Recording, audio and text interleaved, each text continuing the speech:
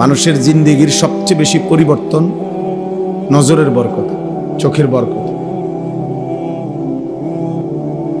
বিষয়টা তো এটাই সত্য যে আসলে জনপ্রিয়তা, সুনাম, খুব পরিচিতি, আসলে এটা তেমন কিছুই না, আহামরি কিচ্ছু না।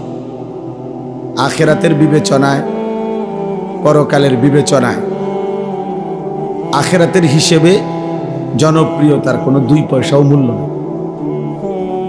আমারে যদি 1 কোটি মানুষও চিনে, তাহলে আমার কবরের আযাব মাফ তো, তাহলে আমি এটা দিয়ে করব কি? আমি তো কোনো প্রার্থী না,